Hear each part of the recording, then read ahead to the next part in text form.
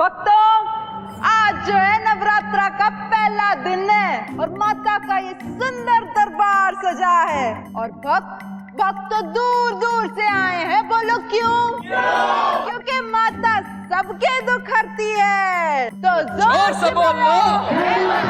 मैं नहीं सुनिया।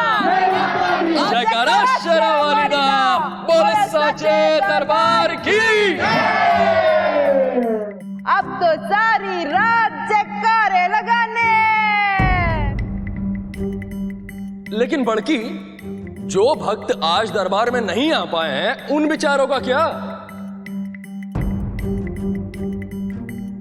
अब जहां भक्त हैं वहां भगवान है।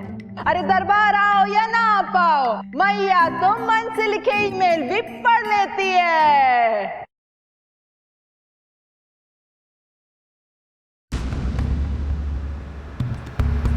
कहां चला गया? तुम वहां जाओ, तुम वहां जाओ। ना मोबाइल फोन ना लैपटॉप कंप्यूटर करना आता है। ना मोबाइल फोन ना लैपटॉप कंप्यूटर करना आता है। बिना इंटरनेट के ही अपनी माँ को मैसेज जाता है। कर लो माता जी से चैट, आज जगराता है। तो कर लो माता जी से चैट, आज जगराता है। मन्नत पूरी करेगी, टुकड़ा दूर करेगी, पीड़ा दूर करेगी। जय माता दी, जय माता दी। जय माता दी, जय माता दी, जय माता दी। प्रेम से बोलो। जय माता दी, जय माता दी, बैठी। जय माता दी। ये लो प्रसाद। सुबह से कुछ नहीं खाया तुम? प्रसाद के नाम पे जहर तो नहीं दे रही? तेरा कोई भरोसा ना से। क्या कैसी बातें कर रही है बड़की? मैं तुम्हारी भाभी हूँ ना, मैं क्यों जहर दूंगी?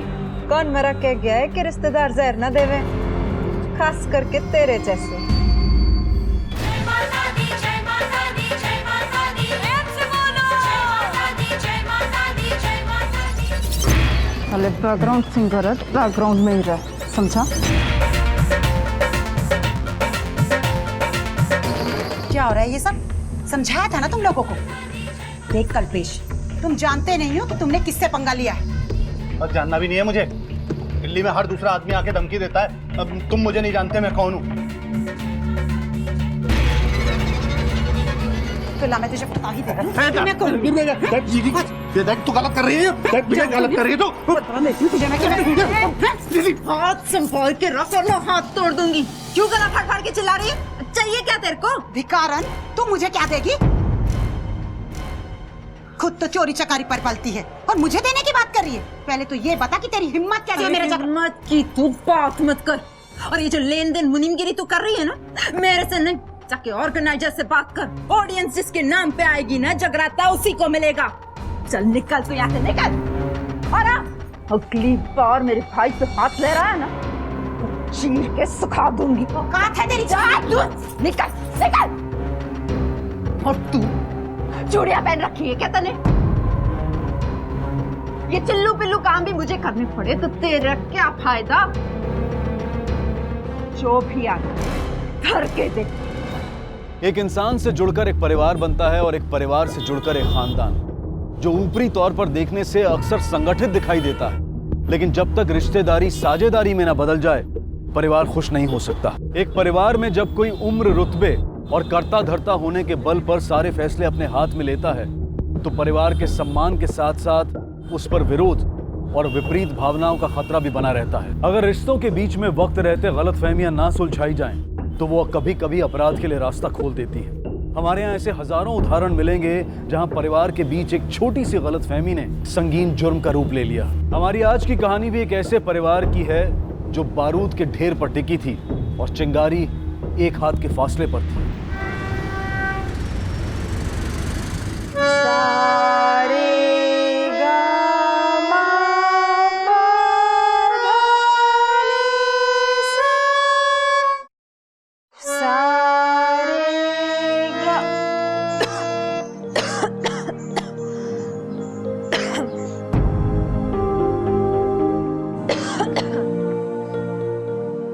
फिर चाय वाली बन के घूम रही है।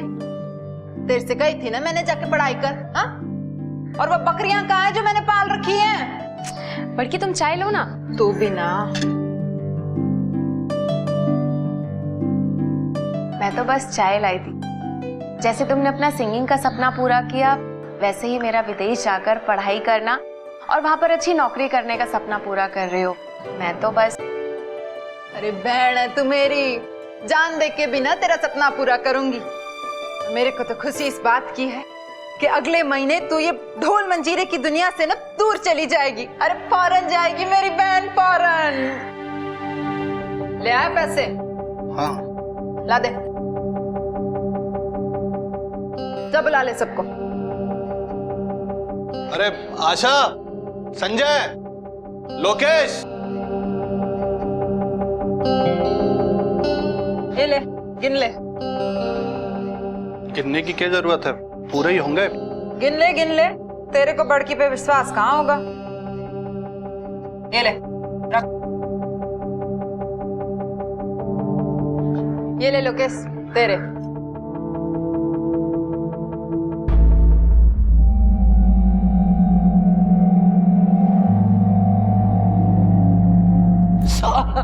तू ना काम पे ध्यान दिया कर। हाँ? तो अगली बार से ना तेरी तनख्वाह भी बढ़ा दूंगी। चल। और ये तेरे लिए। बड़की, पर मेरे लिए पैसे क्यों? मैं तो बिजनेस का हिस्सा भी नहीं हूँ। अरे तू मेरे बिजनेस का नहीं, मेरे दिल का हिस्सा है। ये तेरी तनख्वाह नहीं है, तेरे खर्चे के लिए। Thank you so much. ठीक है। भैंस के फुफ्फा, ये तो आधे ही पैसे हैं। बड़की, वो मैं तो पूरे ही पैसे ला रहा था, रास्ते में जीजा जी मिल गए थे, उन्होंने छीन लिए। कमाल है तू, तेरे रोक के नहीं गए के? आपसे बड़े रुक गए जो इनसे रुक जाएंगे। तुझे तो मैं बाद में देख लूंगी, पहले अपने खसम के चोर तो कस लूं। उसकी खाल भी मसाला मांग रही है, निकम्मे सबके सब।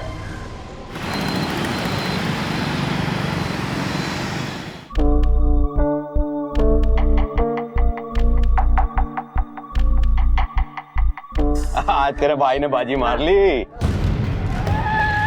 अबे पत्ते छोड़, फटाफट वो आ गई तेरी बीवी, देख चंडी का रूप लेके। भाग। साले कमीने, मैं इसलिए कमा रही हूँ ताकि तुझे दारू में उड़ाए। हाँ? रुक।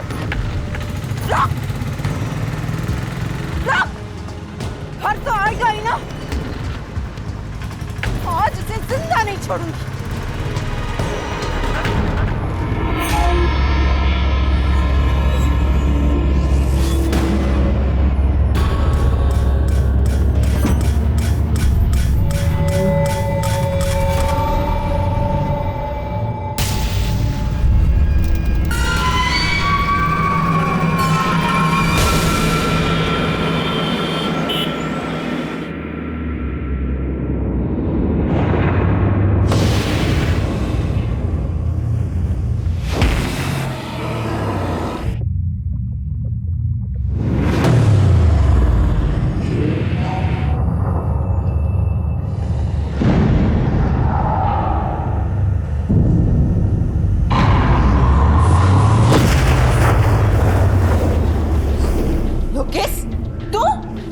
हिम्मत कैसे हुई आने की? कितना तरस आएगी, प्यार करता हूँ तुझसे, ऐसे दुत्कार मत। तेरी शर्म, जहाँ तू पसर रहा है ना, वो मेरे पति की जगह है। और वही जगह तो तूने मुझे दी है। सूअर का पाल चला गया क्या आंख में? अरे माँ समान पुआ पे हाथ डाल रहा है। अरे मैं नहीं मानता हुआ तू तो मेरी सरिता है। साले कमीने, तू निकल यहाँ से। निकल मेरे कमरे से। लगता तूने अच्छा नहीं किया मेरे साथ।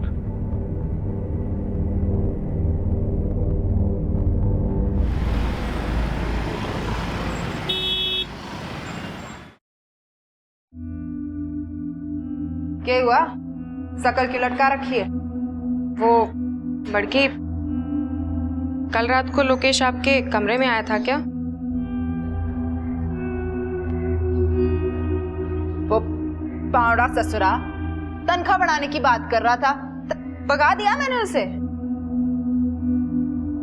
बड़की, मुझे पता है आपके और जिया जी के बीच में संबंध अच्छे नहीं हैं, पर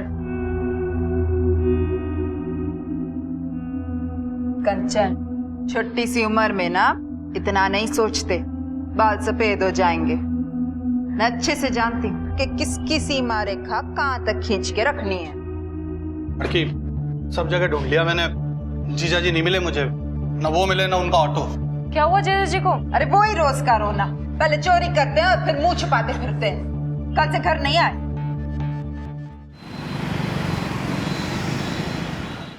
कुछ झगड़ा वगड़ा हुआ था आप लोगों का? कब से गायब है? साहब जी, झगड़ा तो हर पति पत्नी में हुए है। अब ना वो राज है, नाम है सिमरन। पहले ढूंढने से मिल जाते थे, लेकिन कल से गायब है। ये जी फोटो उनकी। फैमिली में कौन कौन है? जी फैमिली में पहली शादी से एक 10 साल का छोरा है। पहला पति गुजर गया तो मनोज से दूसरी शादी कर ली। अब बाकी भाई भाभी, उनका बेटा और मेरी एक छोटी बहन है। सब एक साथ मकान में रहते हैं। और आपके पति काम क्या करते हैं? काम का तो वो बिल्कुल है नहीं, कहने के लिए ऑटो चलाता है। जी ऑटो का नंबर फोटो के पीछे लिखा है। साहब जी, जैसा भी है पति है मेरा, बहुत प्यार करता है। ढूंढ निकालिए उसे। ठीक है, आप अपनी कंप्लेन लिखवा दीजिए, जैसे कुछ पता चलता है बताते हैं। और आप भी आसपास पता कीजिए, हो सकता है शायद किसी दोस्त या रिश्तेदार के यहाँ चले गए हों। ठीक है साहब जी, जय माता दी।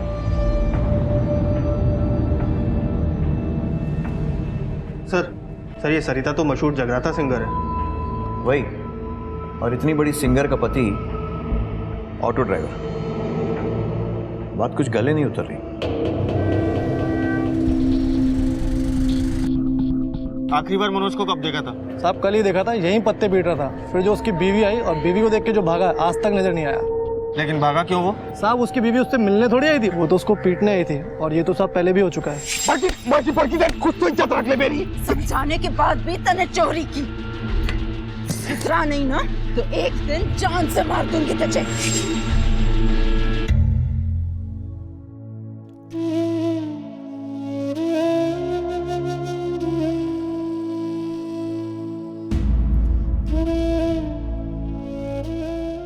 मम्मी,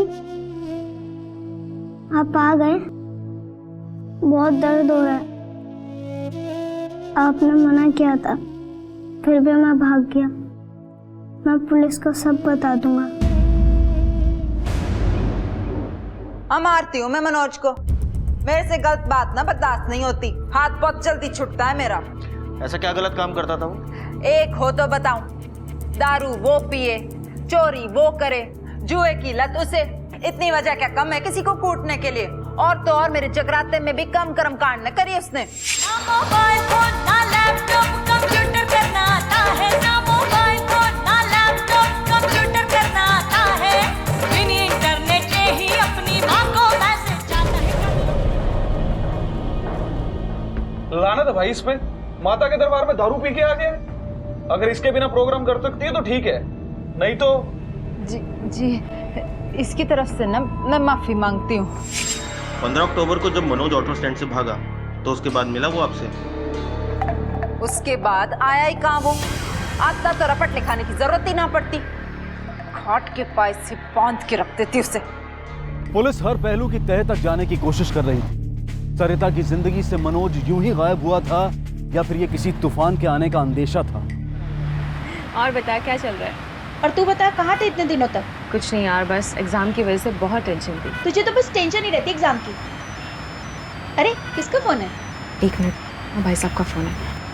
हेलो, हाँ भाई साहब, क्या हुआ? क्या?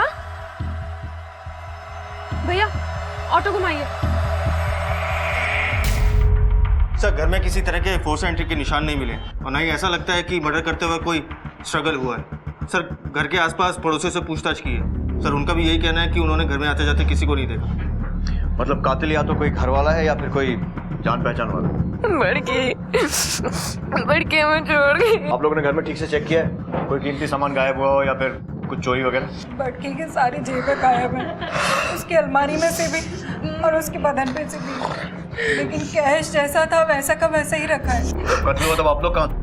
मैं लोकेश के साथ मंडी तक गई थी सब्जी लेने के लिए, और आई तो देखा कि मर गई। आपको किसी पर शक है? दिव्या हो सकती है। जगराते में सिंगर थी और कुछ दिन पहले तो बड़की के साथ उसका बहुत जोर से झगड़ा भी हुआ। कारण तू मुझे क्या देगी? खुद तो चोरी चकारी पर पलती है और मुझे देने की बात कर रही है। ये सरिता का बेटा है ना, चिंटू? ये कहाँ है? सर वो क्रिकेट स्कूल में उसको कैसे बताएंगे कि बड़की? राकेश सर, लाश को पोस्टमार्टम के लिए भिजवा दो। Right sir. राकेश, सिंदूर से वोकल कॉर्ड्स खराब होती है, यानी सरिता का गाना या फिर गाने से मिली शोहरत और पैसा किसी को पच नहीं रहा था। अब वो इंसान या तो मनोज हो सकता है या फिर कोई ऐसा इंसान जिसकी सरिता से बेइज्जती हुई हो, और ये भी पॉसिबिलिटी है कि कोई दूसरा सिंगर जिसका मार्केट सरिता ने खराब किया हो, शायद दिव्या। सर सरिता काफी दबंग औरत है, कोई एक आदमी उसे कंट्रोल कर सके ये थोड़ा मुश्किल है। एग्जैक्टली। अकेला आदमी गला घोटते हुए मुंह में सिंदूर नहीं ठूस सकता। एक काम करो, इन्वेस्टिगेशन को फास्ट ट्रैक करो, सरिता और मनोज के कॉल रिकॉर्ड्स निकलवाओ और ये जो ज्वेलरी की चोरी हुई थी उसे ट्रैक करो, और इस दिव्या को उठाओ। सर मुझे यहाँ क्यों बैठा रखा है? मनोज के कॉल रिकॉर्ड्स में सबसे आखिरी कॉल तेरा था। चल बता, क्यों कॉल किया था उसे? वो सर, मैं उनका भतीजा हूँ सर, और रोज ही फोन करते रहते हैं एक दूसरे को, और सर मिलते भी हैं। लेकिन सर जब वो उस रात मेरे कमरे में आए तो बहुत गुस्से में थे सर। पता नहीं साली लुगाई है कि बवाल, सब जानता हूं उसका तिरिया चरित्र। वो समझती कि मुझे कुछ पता नहीं है, साली भतीजे से लगी पड़ी है और मेरे सामने सती सावित्री होने का स्वांग रचती। अब बताता हूं उसे मनोज क्या चीज है। सरिता और लोकेश का अफेयर चल रहा था, वही लोकेश जो सरिता के साथ जगराते में गाता है। जी सर, फूफा गुस्से में कुछ उल्टा सीधा ना कर दे इसलिए मैंने फोन किया था उनको। जब मनोज गायब हुआ तुम कहाँ थे? सर मैं साउंड इक्विपमेंट लेने चांदनी चौक गया हुआ था। लोकेश सर, लोगों ने ऐसे ही बदनाम कर रखा है पुलिस को। डर मत, अगर सच सच बोलेगा तो मारना तो दूर, हाथ भी नहीं लगाएंगे। चल बता, सरिता से क्या रिश्ता है? सर वो बुआ थी मेरी। वो तो सबको पता है, जो सबको नहीं मालूम है वो पता। देख अब तू हमें मजबूर कर रहा है तेरी हड्डियां तोड़ने पर, और बेटा पुलिस की मार ना जिंदगी भर दुखती है। चल शाबाश बता। सर जी मैं सरिता से प्यार करता था, हम दोनों एक दूसरे के करीब आ गए थे। वो वैसा वाला। समझ गया कैसा वाला। और ये नजदीकियां कब और कैसे बढ़ी? सर वो मनोज दारूबाज था और सरिता को उसकी आदत बिल्कुल पसंद नहीं थी। अरे हट! मैं दारू पीऊं या जहर खा के मर जाऊं, तेरे से क्या?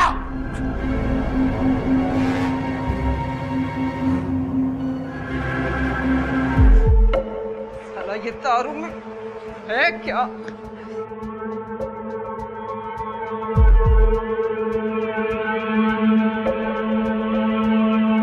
बुआ जी मैंने एक नया गाना लिखा है, ये देखो क्या जोरदार गाना लिखा है मैंने। हाँ जोरदार है, तू तो है बड़ा टैलेंटेड। अरे ये क्या? छोड़ मैं भी तो देखूंगी ससुरी दारू में ऐसी क्या चीज है कि मेरा पति मुझे छोड़ के इसके पीछे। मुझे मेरे पास आता ही नहीं है। इतनी सुंदर बीबी के होते हुए आता ना।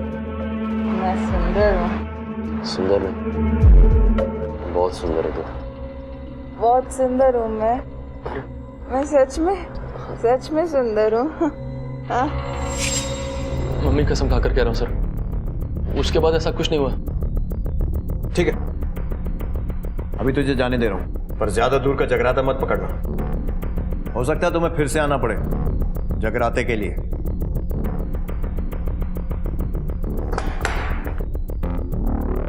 सर दिव्या का पता चल गया, मुंबई में अपने एक शो के लिए गई है, आजकल में आ जाएगी सर। जैसे आती है उसे लेकर। सर मनोज की कोई खबर? नहीं सर, कोई खबर नहीं।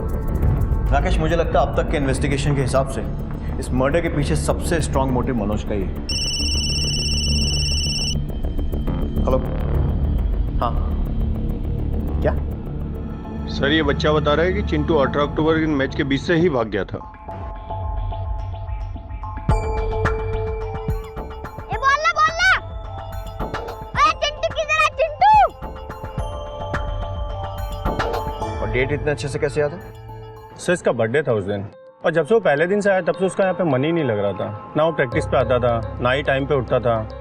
ऐसे लग रहा था जैसे वो जबरदस्ती लाया गया हो। एक बच्चा आपकी एकेडमी से इतने दिनों से गायब है और आपने उसके माँ बाप को खबर भी नहीं की? नहीं सर, उसकी माँ का मोबाइल नंबर है मेरे पास में। मैंने बहुत बार उनका नंबर ट्राई किया लेकिन हमेशा स्विच ऑफ ही आ रहा था, और मैंने पुलिस कंप्लेंट भी की थी। आप चाहे तो चेक कर सकते हैं। ठीक है।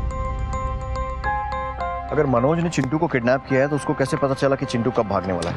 या ये भी हो सकता है कि चिंटू उसे रास्ते में कहीं मिला और मनोज ने उसे वहीं ठिकाने लगा दिया। चल मैं काम करो, चिंटू के स्कूल, घर और इस अकेडमी के आसपास पूछताछ करो, सबसे पता करो। सर। हाँ राकेश। सर वो दिव्या, सरिता की राइवल सिंगर, उसे हम थाने ले आए हैं सर। ठीक है, सर पूछताछ करो। समझी नहीं जी आपका मतलब? ये तुम्हारे फोन के कॉल डिटेल्स हैं। इसमें शरीफ आदमियों के कम और गुंडे मवालियों के ज्यादा नंबर हैं। जिसे तुमने हायर किया था उसे ऑलरेडी हम इंटेरोगेट कर चुके हैं।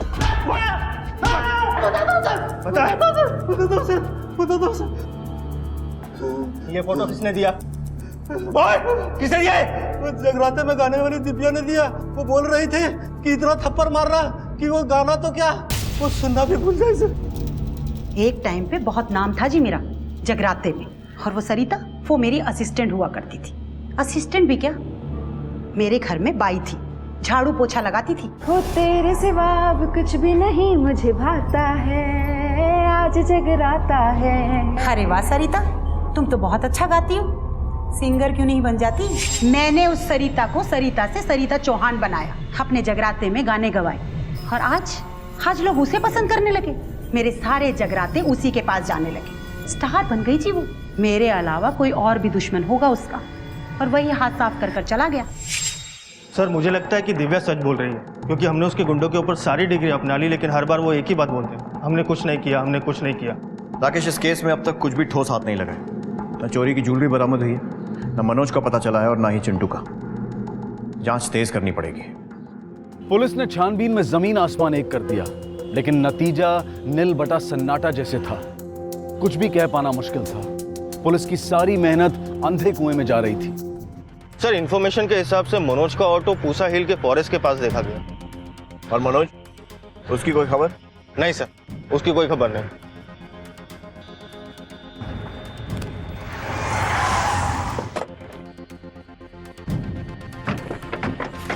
एक काम करो, चारों तरफ फैल जाओ सर, एक एक कोना छान मारो।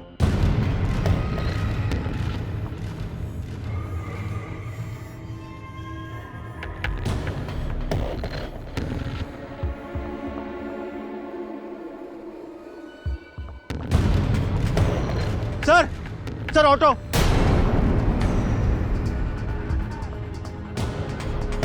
सर ये तो मनोज के ऑटो का नंबर है। सर देखिए यहाँ पे किसी के ड्राई ब्लड के निशान है, और ऑटो में चाबी भी लगी हुई है।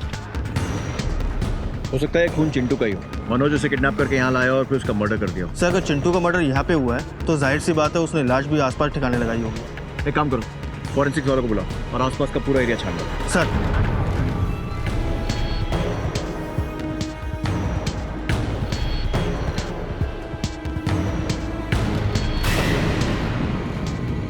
सर यहाँ एक बॉडी है।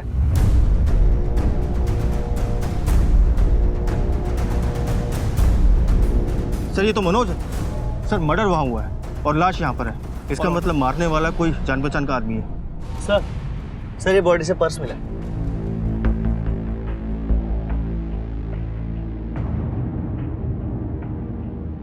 एक बात तो क्लियर है, चोरी या लूटपाट के इरादे से इसका मर्डर नहीं किया गया, क्योंकि पर्स में पैसे, यहाँ तक कि ऑटो भी सही सलामत है। एक काम करो, इसकी बॉडी पोस्टमार्टम के लिए भेजो। इस बार जाने दो, आगे से कोई भी शिकायत आए तो अंदर कर देना। Sir postmortem report. सर इस पोस्टमार्टम रिपोर्ट के हिसाब से मनोज का कत्ल 15 अक्टूबर यानी सरिता के कत्ल से ठीक 2 दिन पहले हुआ था। उसके ऊपर 2 वार किए गए थे सर, एक पेट में और एक दिल के पास। मौत इंटरनल ब्लीडिंग की वजह से हुई थी। इसका मतलब मनोज का सरिता के कत्ल में कोई हाथ नहीं है।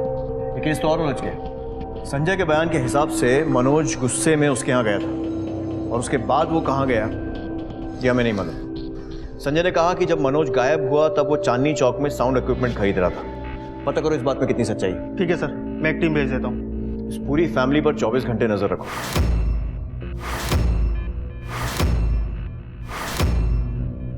एक पूरा परिवार खत्म हुआ है। सरिता, मनोज। बेटा बुलाए चट दौड़ी चली आए माँ, बेटा बुलाए चट दौड़ी चली आए माँ, अपने बच्चों के आंसू देख नहीं पाए माँ, बेटा। आवाज तो इसकी अच्छी है, पर पब्लिक कितनी पसंद करेगी ये नहीं पता। अरे मैडम, ये कोई नया थोड़ी है, सरिता के साथ सालों से गा रहा है। आप देखिएगा मेरे बेटे को पब्लिक कितना पसंद करेगी। नमस्ते जी। नमस्ते। ये कंचन है जी, हमारी बहन। नमस्ते। बहुत जोर का गाती है। मैं तो कहता हूँ इसको गाने का मौका दीजिए आप, देखिए धूम मच जाएगी। और वो क्या कहते हैं, सिंपैथी, वो भी तो इसे मिलेगी जी। अच्छा गाने से क्या होता है, इंसान का मन भी तो होना चाहिए। भाई साहब, भाभी सही कह रही है ना, मुझे कोई गाना वाना नहीं गाना है। मुझे तो बड़की की कुछ यादें लेके यहाँ से बहुत दूर जाना है। ऐसी बातें कर रही है तू, है? विरासत है सरिता की, आगे लेके जाना है तुझे। बहन जी, भाई साहब सही कह रहे हैं। अगर सरिता की बहन कंचन को स्टेज पे गाते हुए देखे लोग, तो हम पब्लिक की सिंपैथी को यूज कर सकते हैं। भाई तो ठीक है, हम लोग प्रोग्राम पे मिलते हैं। जय माता दी। जय माता दी जी।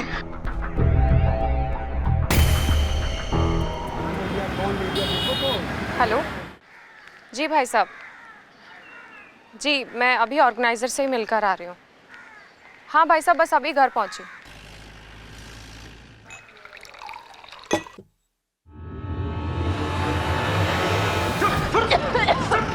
लेके जाइए इसे यहाँ से।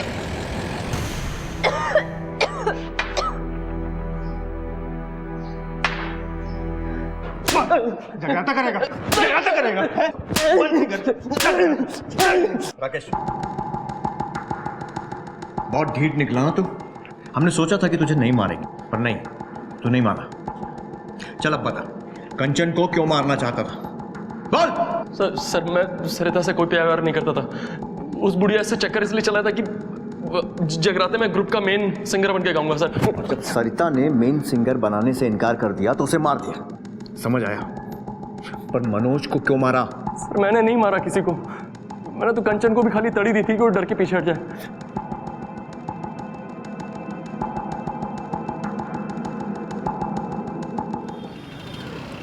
लोकेश इतनी आसानी से टूटने वाला नहीं। एक मिनट के लिए भी इस फैमिली पर से नजर मत हटने दो। सर संजय का साउंड क्यू पिन वाला बयान है ना, वो झूठा है सर। सर हमें चांदनी चौक ही नहीं, उसके घर के आसपास की जितनी भी दुकानें हैं सबसे पता किया सर।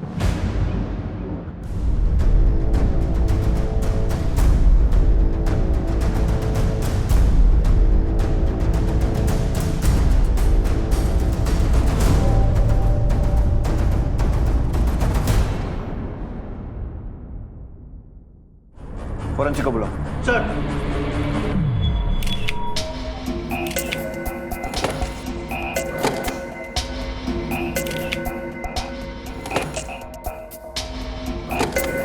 सरिता के मर्डर से संजय का कुछ ना कुछ लेना देना तो जरूर है। सर, मनोज की बॉडी पे चाकू से सिर्फ 2 बार हमला हुआ है और संजय की बॉडी पे कई निशान मिलते हैं। इसका सिर्फ एक ही मतलब है कि संजय को मारने वाला कोई पेशेवर कातिल नहीं है। मतलब संजय सिर्फ एक मोहरा था और चाल चलने वाला कोई और है।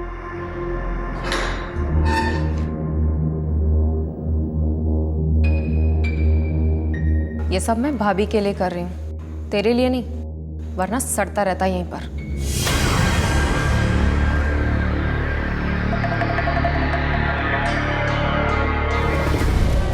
Please take me to police station.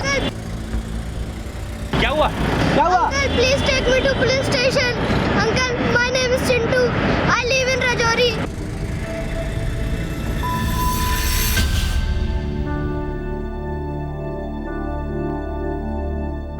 बड़की, तुम जहाँ भी हो, मुझे पता है तुम मुझे देख रही हो। मुझे पता है तुम कभी नहीं चाहती थी कि मैं ये सब कुछ करूं। मैं सिर्फ और सिर्फ ये सब तुम्हारे लिए कर रही हूँ। मुझे आशीर्वाद दो, ये मेरा पहला जगराता है। इंस्पेक्टर साहब को बताओ तुम्हारे साथ क्या हुआ। बताओ क्या हुआ तुम्हारे साथ? सर, मुझे एक गैंग ने किडनैप कर लिया था। वो बच्चों से जबरदस्ती भीख मंगवाते हैं, लेकिन मैं वहां से भाग आया। मुझे पता है मेरी माँ को किसने मारा है।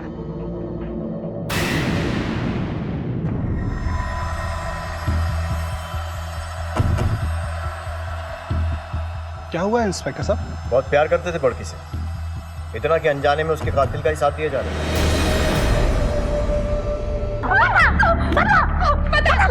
बताती हूँ। हाँ, मैंने उसे मारा। मुझे सिंगर बनना था, लेकिन वो मेरे रास्ते का सबसे बड़ा कांटा बनती जा रही थी। वो कभी नहीं चाहती थी कि मैं उसकी जगह लूं।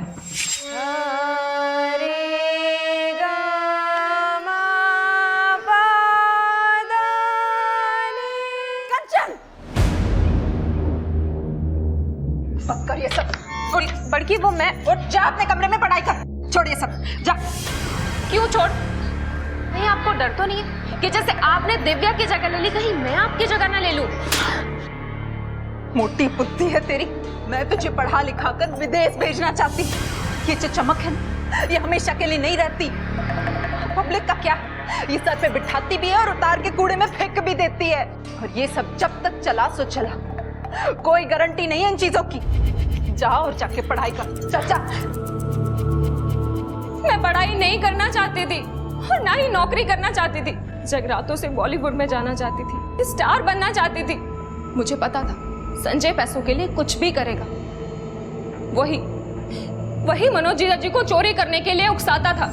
अरे फूफा जी, बस पैसे से मांगा करो, आपकी पत्नी है वो। अरे यार, देखा तो है तुमने, कुत्ते जैसी हालत बना दी है। जहाँ देखो वहाँ बेइज्जती करती होती, पैसे का खाक देगी। और मनोज जीजा जी रोज लड़ा करते थे, एक दूसरे को मारने की धमकी दिया करते थे।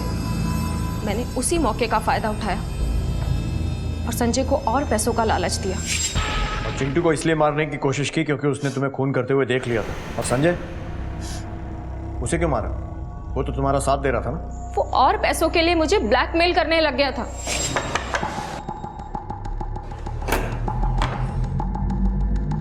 पैसे लाइए?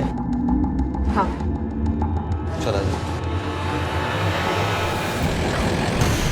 तुमने अपनी बहन तक को गलत समझा। वो बहन जो तुम्हारे लिए अपने से ऊंचा भविष्य चाहती थी। एक बात याद रखो, जो सपने जुर्म के साए में पलते हैं ना, कभी पूरे नहीं हो पाते। अब तुम अपनी सही जगह जा रही हो, वहां बैठकर जी भर के रियाज करना और पछताना।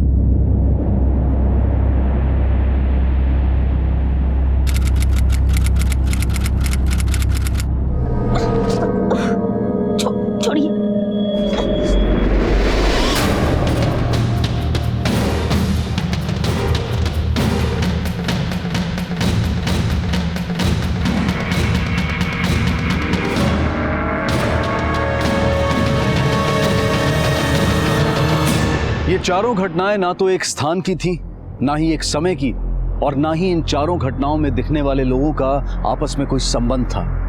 लेकिन इन चारों घटनाओं की पृष्ठभूमि एक ही तरह के अपराध में लिप्त थी।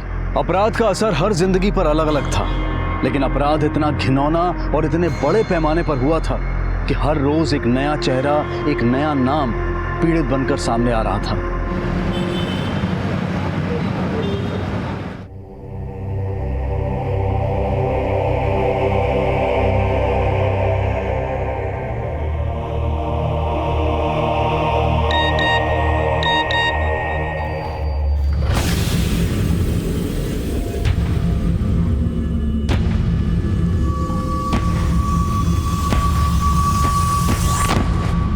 पता नहीं इस लड़की को आजकल क्या हो गया, हमेशा गुमसुम सी रहती है। जब भी कुछ पूछो ये लड़की कुछ बताती ही नहीं है।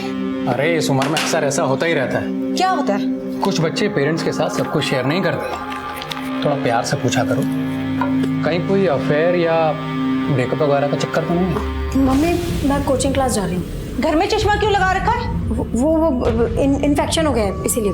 अच्छा मुझे देर हो रही है, मैं चलती हूँ।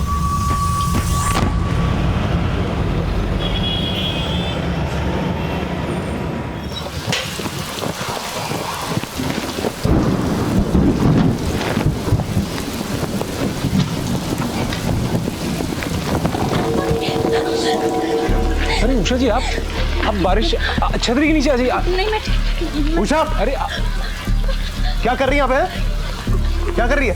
अपना रो रही है यहाँ पे? हैं? फिर आशिक है ये? अरे आप तू चुप ही रह। चल चल, तू तो चल। अरे आगे रजनी, आजा बेटा, चेंज कर ले, मैं कुछ खाने के लिए लगा देती हूँ। मुझे भूख नहीं है। रजनी देखो, ये सब रोज रोज नहीं चलेगा, मुझे तुमसे बात करनी है, तुम चेंज करके बाहर आओ, बहुत हो गया ये सब।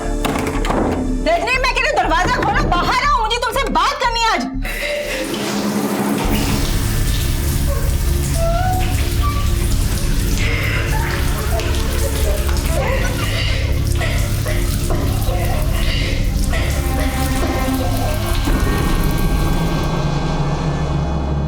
पायल, ऊपर ड्रेसिंग टेबल के पास सामान की लिस्ट रखी है, जल्दी से लेकर नीचे आओ। भाई क्या बात है, आजकल बहुत शॉपिंग वॉपिंग हो रही है। अरे पायल के कॉलेज का एनुअल डे है और मॉडलिंग कंपटीशन भी। फैशन मैगजीन्स कवर करी इस कंपटीशन को, मैं जीत गई तो टीवी, एड, फिल्म्स, हर जगह छा जाओगी तुम तो। और फिर बॉलीवुड में एंट्री, फिर हॉलीवुड में। अरे वाह, स्टार बन के हमको भूल तो नहीं जाओगी ना? शायद भूल भी जाओ। मार्केट जाना तो तू नहीं बोलती है और अपने भैया भाभी को भूल जाएगी। भाभी, आई वाज जस्ट किडिंग। अच्छा जल्दी चल वरना बहुत ट्रैफिक मिलेगा। अरे हाँ, बाय भैया, बाय। चलती हूँ, बाय। अरे सुनो, खाते जाओ ना कुछ। बेटा तुम हमसे कुछ छुपा तो नहीं रही हो? नहीं पापा, वो एग्जाम्स है ना, बस इसीलिए। एग्जाम तो पहले भी आते थे, लेकिन पहले तो तुम कभी इतनी रिजर्व नहीं रहती थी, और आजकल ऐसी कोई बात नहीं है मम्मी, आप लोग कुछ ज्यादा ही सोच रहे हो। मुझे कोई प्रॉब्लम नहीं है।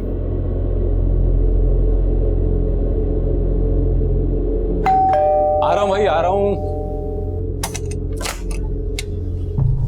अरे उषा जी आप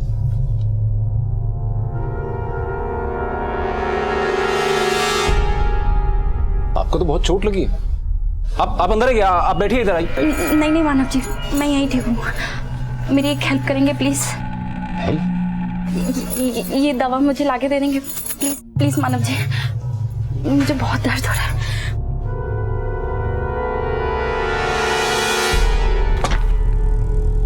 ये आपने दवाई मंगाई थी तो आपके लिए। कितना हुआ?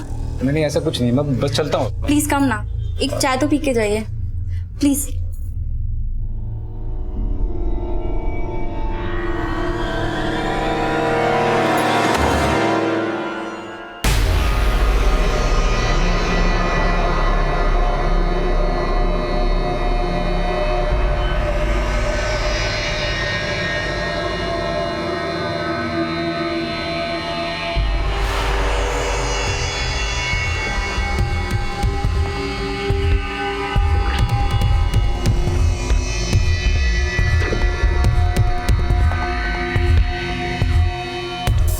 आप ठीक तो है ना?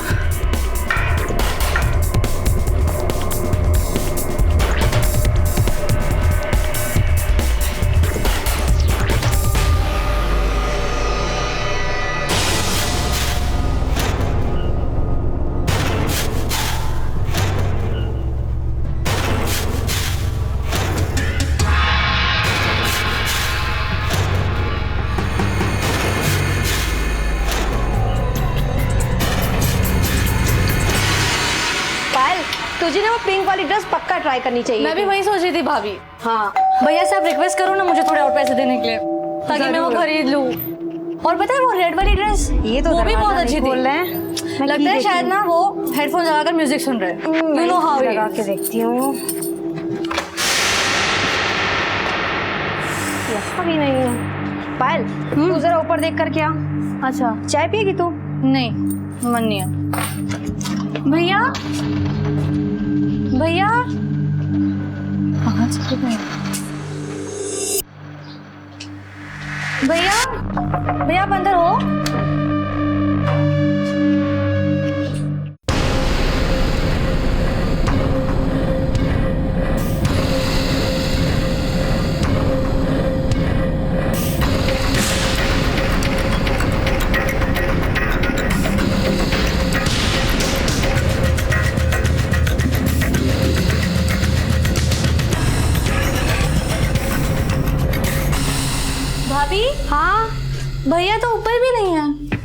ऊपर भी नहीं है। हाँ, कहाँ चले गए? फोन करती हूँ।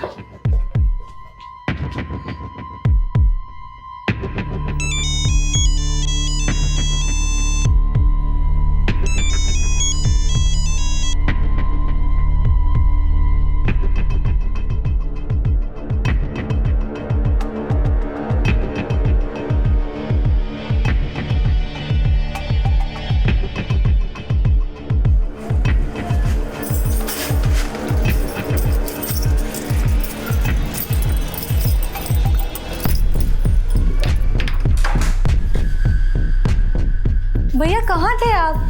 भाभी, भैया आ गए। कहाँ चले गए थे आप? वो मैं वॉक पे गया था। लेकिन फोन तो हम वो नहीं है।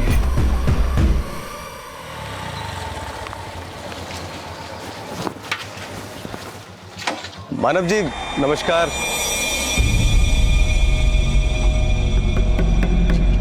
अरे मानव जी रुको तो सही, कहाँ जा रहे हो?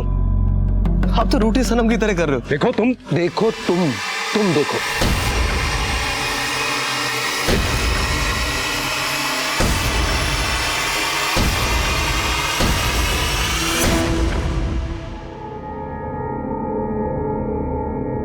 कहाँ जा रही हो?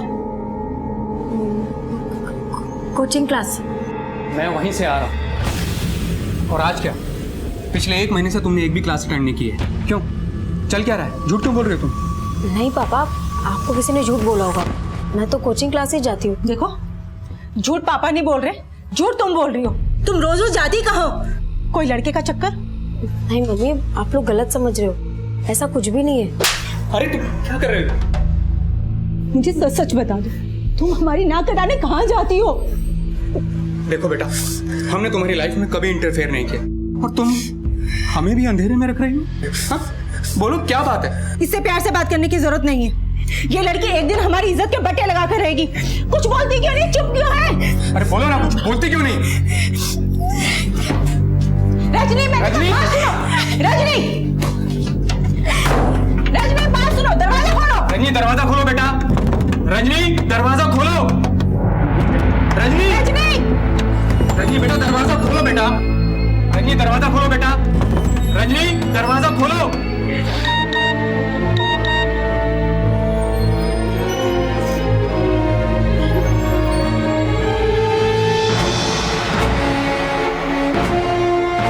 बेटा तुम हमसे कुछ छुपा तो नहीं रही हो?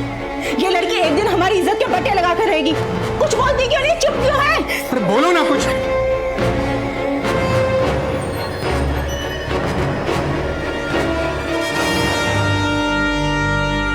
अदिति गर्ग, मीनाक्षी सिंह, रचना अग्रवाल। सर ये तीनों ही सुसाइडल केस है। अदिति गर्ग का सुसाइडल केस हमें सीलमपुर थाने में मिला था, मीनाक्षी सिंह का तिलक नगर थाने में और रचना अग्रवाल का कन्हैया नगर थाने में। सर मैंने इन तीनों केस की स्टडी की है। इन तीनों का आपस में कोई कनेक्शन नहीं है और ना ही इन लड़कियों के परिवार वालों का आपस में कोई कनेक्शन है। लेकिन एक ही हफ्ते के अंदर 3 लड़कियों का अचानक सुसाइड करना और उनकी सुसाइड की वजह सामने नहीं आना, इसका मतलब है वजह को छुपाया जा रहा है। और माना इनका आपस में कोई कनेक्शन नहीं है, लेकिन इनके सुसाइड की वजह एक ही हो तो? सर शादरा पुलिस स्टेशन से पता चला शादरा में एक और लड़की ने सुसाइड किया है।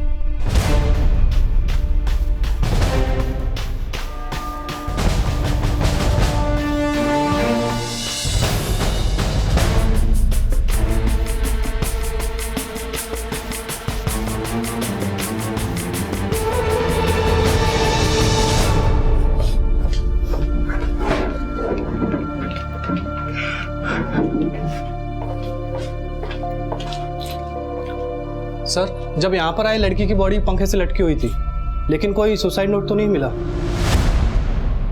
नाम क्या लड़की का? सर पायल। सर मुझे तो कुछ समझ में नहीं आ रहा है कि पायल ने ऐसा कैसे कर दिया। कितनी देर पहले पता चला आपको? करीब 1.5 घंटा पहले मैं डिनर करने के लिए आया था तो। पायल कहाँ है? पायल अपने कमरे में होगी, मैं बुला के लाती हूँ। पायल, क्या वजह हो सकती है आत्महत्या की? सर पायल बहुत हंसमुख लड़की थी और हमें तो खुद भी यकीन नहीं हो रहा है कि वो ऐसा कैसे कर सकती है। कहीं हमसे कुछ छुपा तो नहीं रहे? चालाकी से या किसी डर से? सर हम आपसे कुछ नहीं छुपा रहे।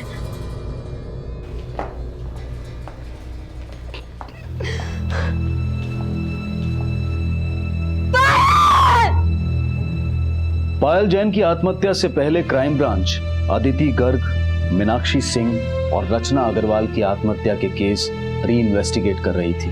ये चारों आत्महत्याएं जून 2015 में हुई थी, लेकिन इन चारों ही केसेस में आत्महत्याओं की वजहों का अभी तक कोई खुलासा नहीं हो पाया था। और इसी दौरान अगस्त 2015 में ऐसी एक और घटना सामने आई। रजनी, बात सुनो, दरवाजा खोलो। रजनी दरवाजा खोलो बेटा। रजनी दरवाजा खोलो। रजनी रजनी दरवाजा खोलो बेटा। रजनी क्या कर रहे हो? जाके चाबी लेके आओ। हाँ मैं चाबी लेकर। रजनी दरवाजा खोलो। रजनी हटो, जल्दी हटो। अरे जल्दी करिए ना।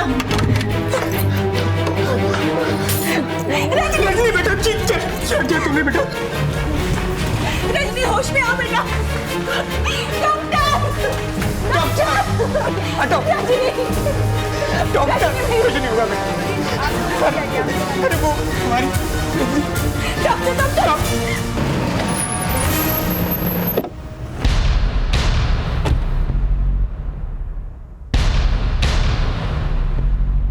सर रजनी पिछले काफी दिनों से परेशान लग रही थी। हमने उसकी परेशानी जानने की बहुत कोशिश की, लेकिन उसने कभी हमें कुछ बताया ही नहीं। डॉक्टर, कैसी है पेशेंट? रजनी की हालत क्रिटिकल है और हाथ की नस काटने के अलावा उसकी बॉडी में काफी सारी इंटरनल इंजरीज भी हैं। इंजरीज? कैसी इंजरीज? मुझे लगता है शी वाज ब्रूटली रेप्ड। इसका मतलब उसके सुसाइड अटेम्प्ट की वजह रेप है। उसने आप लोगों को कुछ बताया नहीं? नहीं सर, वो तो कल रात से घर पे ही है। पर उसके साथ जो हुआ वो नॉर्मल नहीं है। आई फील पिछले कई दिनों से उसके साथ लगातार सिर्फ जबरदस्ती नहीं, दरिंदगी के साथ कई बार रेप हुआ है। उसका प्राइवेट पार्ट पूरी तरह डैमेज हो चुका है। कंटिन्यूसली ब्लीडिंग भी हो रही है। उसके शरीर में पहले ही खून की कमी थी। अब सुसाइड अटेम्प्ट के बाद आई होप कि वो सरवाइव कर ले।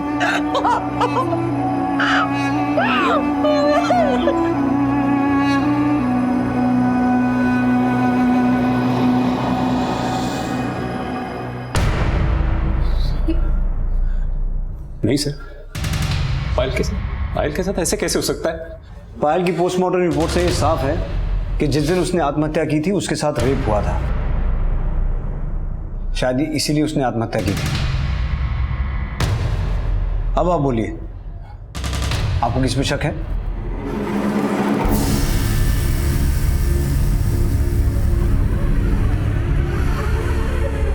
आप कुछ जानते हैं? नहीं सर, मैं कुछ नहीं जानता। आंकड़े बताते हैं कि ऑन एन एवरेज हमारे देश में महिलाएं लगभग हर 6 मिनट में छेड़छाड़, हर आधे घंटे में शारीरिक शोषण और हर 1 घंटे में बलात्कार का शिकार होती हैं। ये क्रूरता का वो घिनौना चेहरा है जिनकी शिकार महिलाएं अक्सर आत्महत्या जैसा कदम उठा बैठती हैं। पायल जिस घिनौने अपराध का शिकार बनी थी, उस फेहरिस्त में अब रजनी का नाम भी शामिल हो गया था। और इन मासूम चेहरों से जिंदगी की उम्मीद छीनने वाले अभी तक पुलिस की गिरफ्त से दूर थे। लेकिन ये उम्मीद की जा रही थी कि जिंदगी और मौत से लड़ती रजनी को शायद जिंदगी नसीब हो जाए।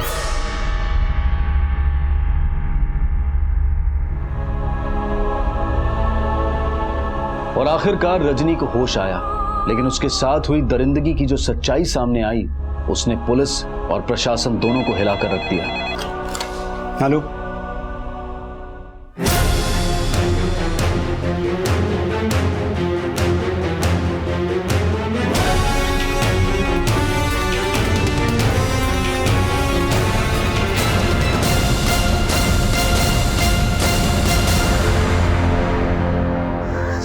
सर, मैंने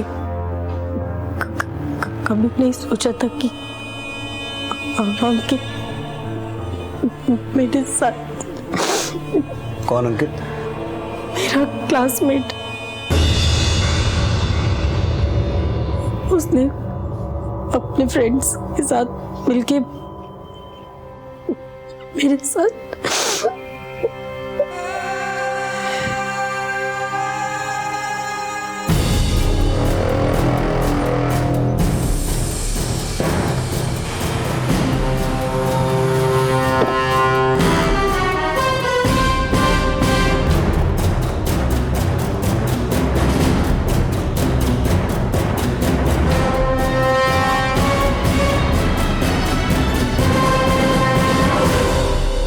अंकित के अलावा कौन कौन? मुकेश, विनय और सुरेंद्र।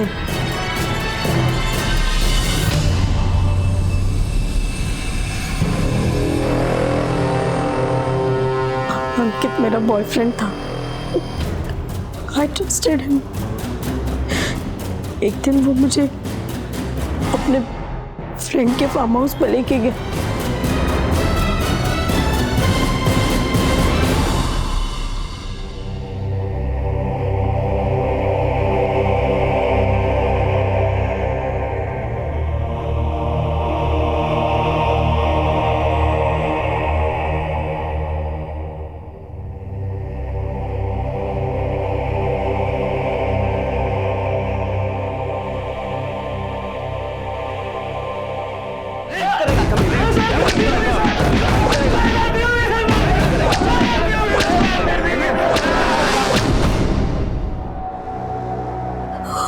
उन लोगों ने मेरा रेप नहीं बल्कि मेरा वीडियो भी बनाया और फिर धमकी देने लगे कि अगर मैंने पुलिस कंप्लेंट की तो वो उसको अपलोड कर देंगे। मुझे बार बार ब्लैकमेल करने लगे और हर रोज मेरे साथ मेरी जिंदगी नर्क से भी बदतर बना दी सर। मैं रोज मर रही थी।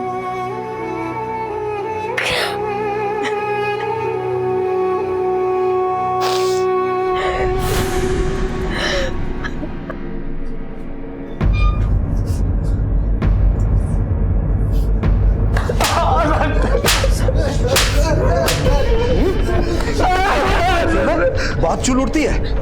रेप करोगे, वीडियो बनाओगे? हाँ? क्या किया वीडियो का? अपलोड किया? नहीं सर। तो फिर वीडियो बनाया क्यों? गलती हो गई सर, गलती हो गई। कहाँ वीडियो? मोबाइल में।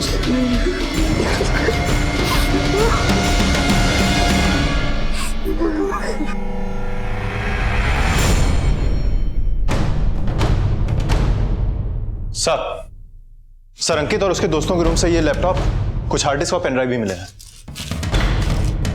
चेक करो।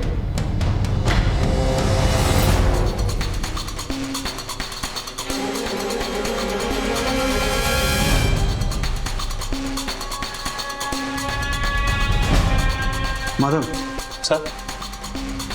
Yes sir. इस वीडियो में रेप करने वाला पुलिस वाला है। सी सर लेकिन ऐसा भी तो हो सकता है ना कि कोई और पुलिस का यूनिफॉर्म पहन के ये सब कर रहा हो।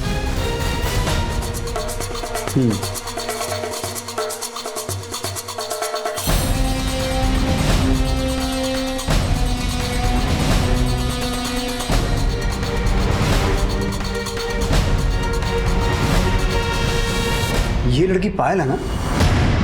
हाँ सर, ये तो पायल ही है।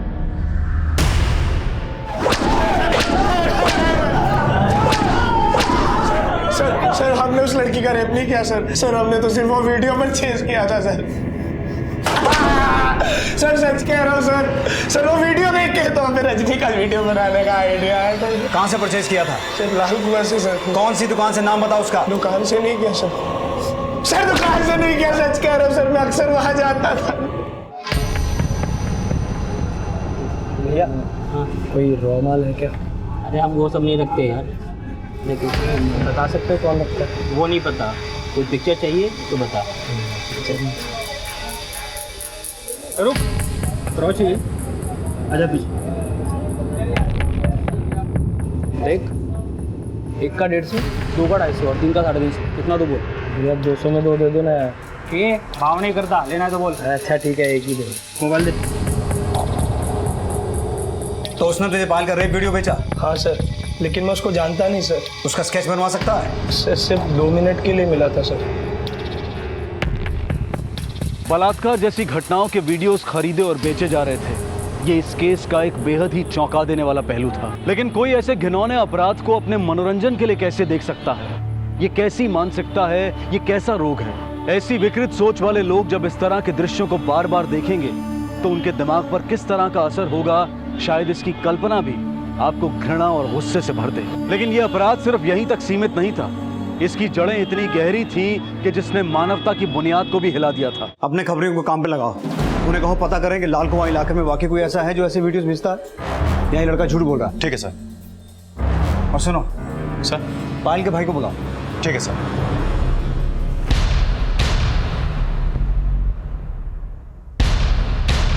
सर ये तो भूषण है। कौन भूषण?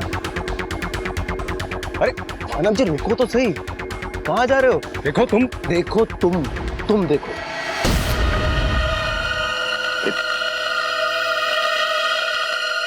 देखो मेरी बीवी तो मेरी कभी थी ही नहीं, मैं तुम्हारी बीवी को तुम्हारी सारी सच्चाई बता दूंगा। बीवी को कुछ मत बताना प्लीज।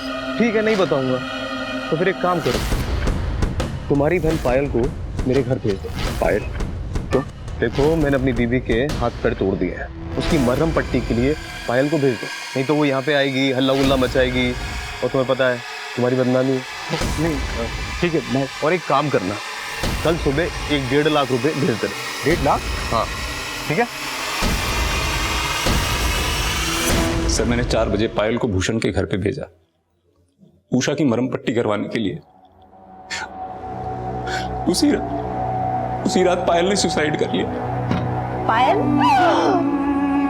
और जब मैं भूषण के घर गया तो वहां ताला लगा हुआ था।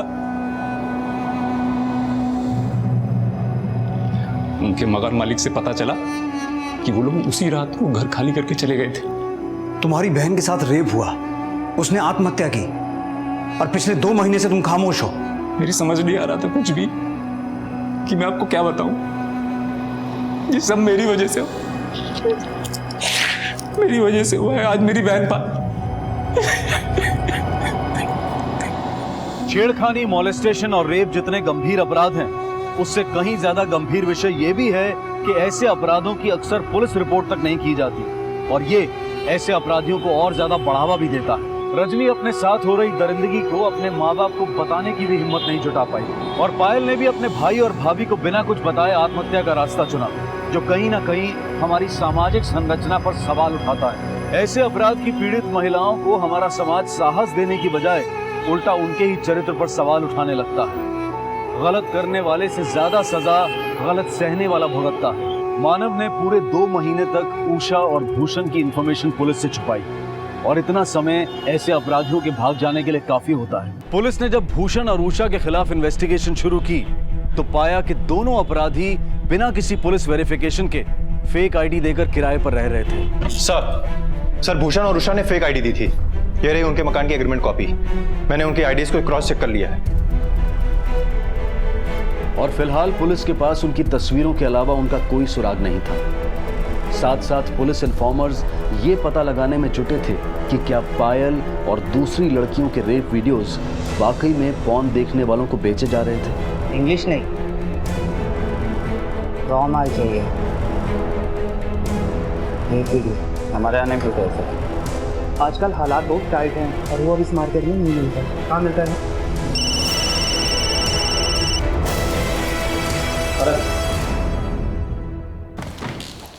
सर, 2-3 हफ्ते पहले लाल कुआं मार्केट में पायरेटेड डीवीडीज बेचने वालों के यहाँ रेड पड़ी थी। तब से पूरी मार्केट अलर्ट है और अनजान कस्टमर्स को इस तरह की डीवीडीज बेचने से साफ मना कर दे रहा है। लेकिन रेड से पहले वहां रेप वीडियोस बिकते थे। सर, खबरियों का कहना है कि 2-3 लड़के घूम फिर के इस तरह की वीडियोस बेचा करते थे, लेकिन कोई उनके बारे में बताने के लिए तैयार नहीं है। इसका मतलब अंकित की इन्फॉर्मेशन सही हो सकती है। कहाँ से परचेज किया था? सर, लाल कुआं से सर। कौन सी दुकान से, नाम बताओ उसका। दुकान से नहीं किया सर। अगर ऐसे रेप वीडियोस बिक रहे थे तो ये बहुत ही सीरियस मैटर है, और पूरे चांसेस हैं कि पायल के अलावा और भी कई लड़कियों के रेप वीडियोस वहां बिक रहे हो। दिल्ली और एनसीआर में ऐसी जितनी भी मार्केट्स हैं, अपने खबरियों की टीम को वहां छानबीन के लिए लगा दो।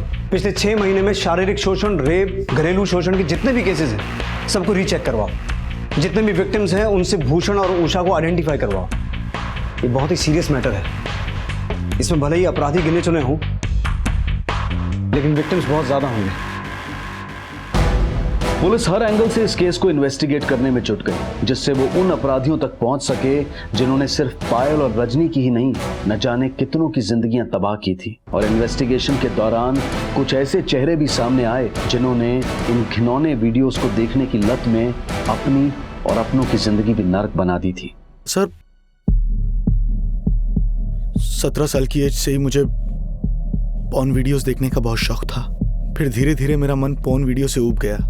फिर मैंने ज़्यादा एक्साइटमेंट के लिए रेप वीडियो देखना शुरू कर दिया और धीरे धीरे ये मेरी आदत बन गई सर।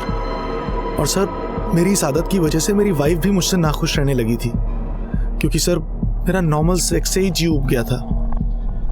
पहले हमारे बीच बातचीत बंद हो गई, फिर झगड़े बढ़ने लगे और फिर बात इतनी बढ़ गई कि नौबत डिवोर्स तक आ गई। गंदे गंदे वीडियोस देखकर मेरे पति एकदम जानवर हो गए थे और मुझे भी जबरदस्ती वीडियो दिखाते।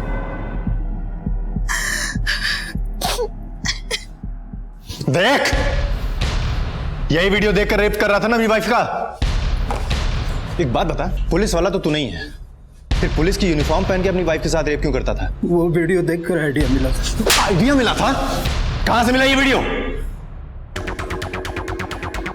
कई हफ्तों की इन्वेस्टिगेशन के बाद आखिरकार पुलिस को रेप जैसे वीडियोस बेचने वालों तक पहुंचने का जरिया मिला। ये अपना दोस्त है, नए पुराने सारे कलेक्शन खरीदना चाहते हैं।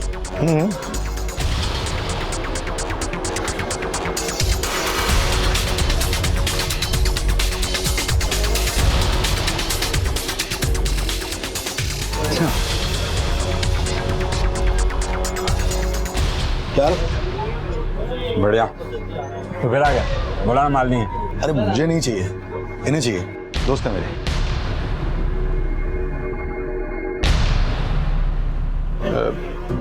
बस इतना ही है, जो दिखा रहा हूँ वही दूंगा। एक एक करके सीडी तो चेक नहीं करा सकता ना। देख क्या रहा है बे, एकदम रॉ माल है। क्यों, ये भी रॉ है ना? देख ले, तेरी गली मोहल्ले ऑफिस कहीं की भी हो सकती है। तेरी बहन और बेटी भी हो सकती है, समझा? लेके जाओ चाहे, ले चलो इसे। और यहाँ पर जितनी भी हार्ड ड्राइव, डीवीडी और पेन ड्राइव हैं, सब ले चलो। हमें कुछ नहीं पता सर, वो लोग कहाँ से लेके आते थे हमें कुछ नहीं पता, हम तो बस खरीद लेते थे सर। नाम क्या उनके, नाम बता। सर नाम नहीं पता था, सब 5-6 लोग हैं, सब नाम नहीं बताते, ना नंबर देते हैं सर। हफ्ते 10 दिन में आते हैं बस एक बार सर, बस। ये दोनों भी आते थे सर? इस लड़की का तो पता नहीं, हाँ पर ये आदमी आता था सर, पिछले 1 महीने तक आता था सर। माधव साहब, शायद ये जानते हो ये कौन है, उनके नाम क्या है। एक काम करो, इन्हें मालपुआ खिलाओ, शायद इन्हें याद आ जाए। भारत में पॉर्न वीडियोस बनाना और बेचना कानूनन जुर्म है, जिसके लिए 5 साल से 10 साल तक की सजा हो सकती है। लेकिन इस केस में जो कुछ भी सामने आया वो कहीं ज्यादा शर्मनाक और नीचतापूर्ण अपराध था। रेप जैसे अमानवीय और घिनौने अपराध को रिकॉर्ड करके खुलेआम बेचने के इस खुलासे ने पुलिस और प्रशासन दोनों को सख्ते में डाल दिया। ऐसे अपराध को रिकॉर्ड करके उनका बाजार पैदा करने वाले सिर्फ कुछ ही अपराधी पुलिस की गिरफ्त में थे, लेकिन उनको बाजार देने वाले लोग हम में से ही हैं, जो अपने घटिया मनोरंजन के लिए अपनी आत्मा को मारकर दिल बहलाने के लिए ऐसे लोगों को बढ़ावा देने की भूल कर बैठते हैं। लेकिन किसी मजबूर की चीखें किसी को मनोरंजन कैसे दे सकती हैं? क्या इंसानियत इतनी सस्ती हो गई है कि किसी पीड़ित के साथ हुई अमानवीय क्रूरता को सस्ती सी कीमत देकर खरीदा और बेचा जा सकता है? सर, मैंने इन दुकानदारों को बहुत तोड़ा, पर ये लोग किसी को नाम से नहीं जानते, तो मैंने रेप वीडियोस देने वालों का स्केच बनवाने के लिए बोल दिया है।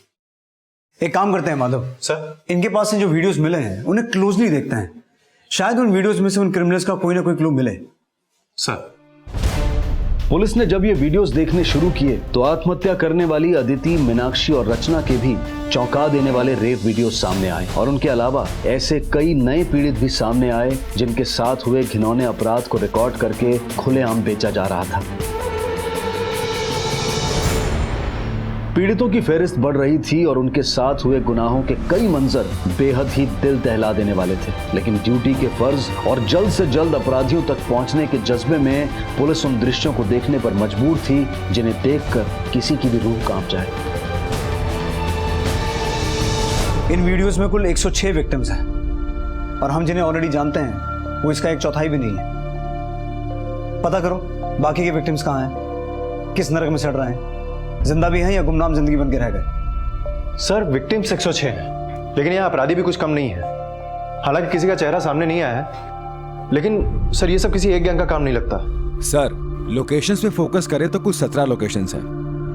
और अगर ये गैंग्स अलग अलग हैं तो कुल 17 गैंग हो सकता है। हाँ सर।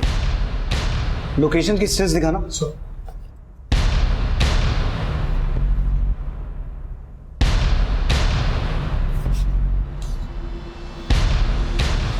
ये रेप्स ऑटो में भी हुए हैं। किसी ने ऑटो का कोई वीडियो देखा? मेरे पास एक वीडियो है सर, 1 मिनट दिखाओ।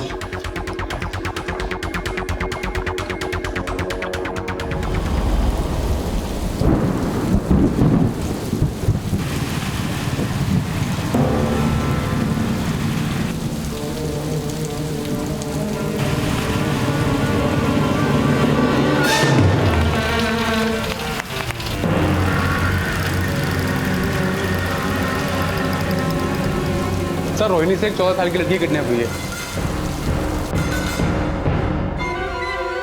सर मेरी बच्ची को बचा लीजिए सर, प्लीज सर। कहाँ से किडनैप हुई? सर वो डांस क्लास के लिए गई थी लेकिन वहाँ भी नहीं पहुँची, और जब हम उसे ढूंढने निकले तो उसकी साइकिल दीपली गांव के पास मिली।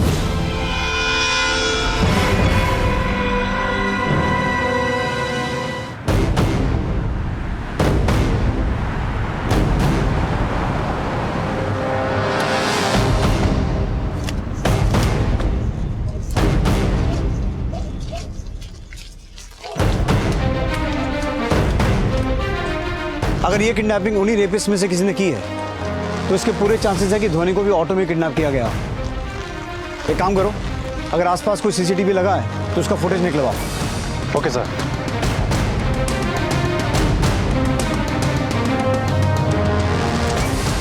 दिनेश, ये ऑटो का नंबर देखो, पता करो किसके नाम पर रजिस्टर्ड है। नरेंद्र सर, इन तीनों लड़कों की फोटो सर्कुलेट करवाओ। Okay sir. माधव, तुम पता करो इन तीनों लड़कों का कोई क्रिमिनल बैकग्राउंड तो नहीं है। Okay sir.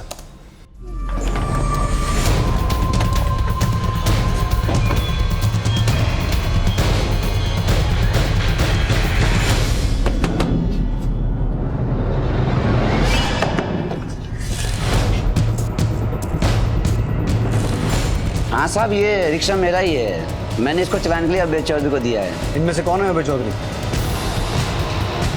इनमें से कोई नहीं है साहब। तो भाई ये लड़के कौन है?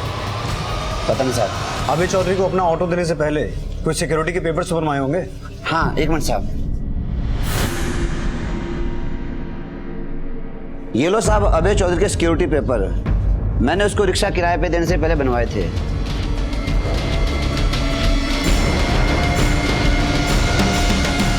यही है अभय चौधरी? हाँ जी साहब।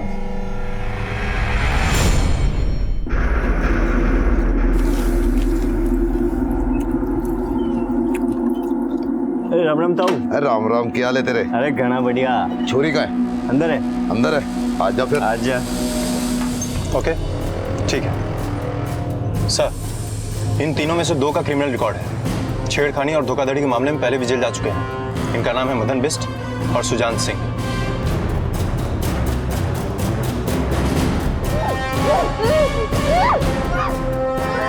तीसरा वो छोटे वाला होगा। कहाँ के रहने वाले हैं? कंझावला सर।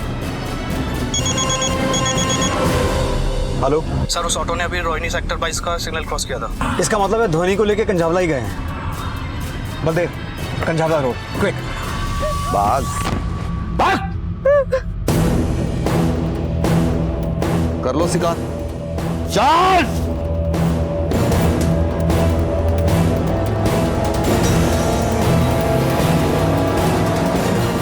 सर, अभय चौधरी की हिस्ट्री भी निकल चुकी है। वो फ्रीलांस वीडियोग्राफर भी है।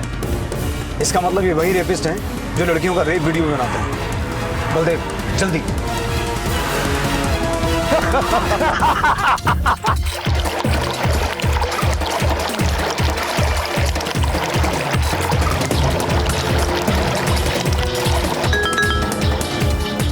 सर, अभय चौधरी का नंबर भी मिल गया है। Trace it, quick.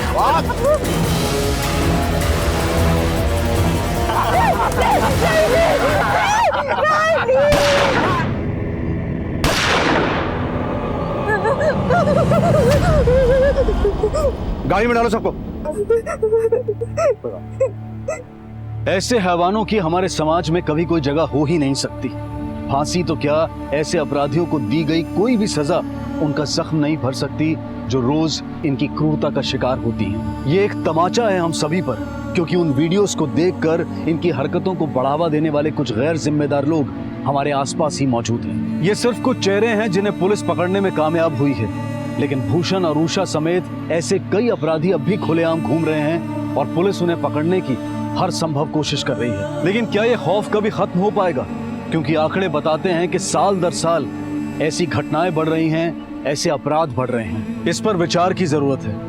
कहीं ऐसा ना हो कि आने वाले परिणाम और आंकड़े हर बार की तरह हमें फिर से अपनी नजरों में गिरा दें। क्राइम पेट्रोल के माध्यम से हम आपसे गुजारिश करते हैं कि ऐसे वीडियोस देखकर उनके अपराध के भागीदार ना बने, और अगर आपको ऐसे वीडियोस बेचने वालों के बारे में जरा सी भी जानकारी मिले तो इसकी सूचना पुलिस को जरूर दें। अब मैं अनूप सोनी आपसे विदा लेता हूं, फिर मुलाकात होगी अगले एपिसोड में जुर्म की एक और कहानी के साथ। तब तक अपना और अपने परिवार का ख्याल रखें और देखते रहें क्राइम पेट्रोल डायल 100। सबक एक को सीख हम सबको। जय हिंद। क्राइम पेट्रोल के और भी दिलचस्प कहानी देखने के लिए हमारे चैनल को सब्सक्राइब करें और बेल आइकॉन दबाना न भूलें।